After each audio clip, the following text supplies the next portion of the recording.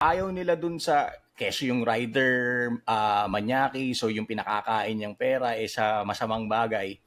Yun yung una mga comment Hmm. nila. Ngayon, nung napatunayan naman na for clout lang si ate, biglang dun pa rin sila, bumaliktad pa rin, nandun pa rin sila sa na part na, kawawa naman, mental health. Alam mo yun, hindi niyo na alam kung ano yung tama, 'di ba? Ano yung tama at mali para lang makaano kayo dahil siguro dahil babae siguro.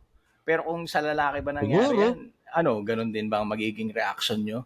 Yun yung point diyan ng point namin basically is pucha manindigan naman kayo. Hindi yung dahil may mental health activated, ika nga ng mga viewers natin, ipe-play niya na Hmm. yung card na yun. Kawawa naman yung driver. Ibig sabihin nga, sabi mo nga kanina, kung hindi natulog